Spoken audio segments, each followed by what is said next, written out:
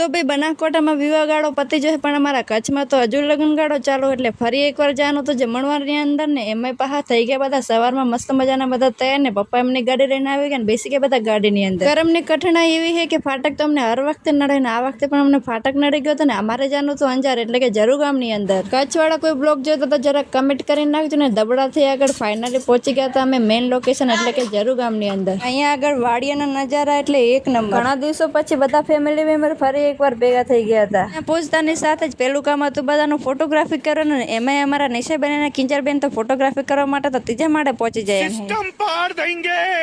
આવા જોરદાર પવનની અંદર મારા વાળના થઈ ગયા હતા ગુંથાળા. પણ આ બાજુ અમારા આરસીબી ના ફેન શું કે સાંભળો, આરસીબી ઘડીની રાહ જોતા હતા એ ઘડી આવી ગઈ એટલે કે મારા મોટા ભાઈ બેસી ગયા હતા જમવાના. એ છે આપણા આરસીબી ના લોયલ ફેન. તમે કોણ કોણ હોય પણ કમેન્ટ કરી નાખજો ને. આ બાજુ પપ્પા મામા ને પરતજી પણ જમવામાં બાકાજી કે બોલાઈ રહ્યા હતા. અને બીજી બાજુ આવી ગયા તો મહિલા મંડળના વાળા ને. હવે અમને હું કાંઈ નહીં કહું. ફાઇનલી જમવાનો પ્રોગ્રામ ડન થઈ ગયો હતો ને આ બાજુ વડીલો વાતો કરી રહ્યા હતા ને બીજી બાજુ મારા ભાઈ અને બેન બા વચ્ચે તો આરસીબી અને જીટી ની ફાઇટિંગ ચાલી રહી હતી. ફાઇનલી સાંજે 3 વાગે અમે ઘરે આવી ગયા હતા ને બ્લોગમાં મજા આવી તો લાઈક શેર અને ફોલો કરી નાખજો ને. આરસીબી અને જીટી ની મેચમાં આરસીબી જીતી ગઈ માટે કોંગ્રેચ્યુલેશન અને જીટીને તો અમે ઓલવેઝ સપોર્ટ કરતા રહેશું.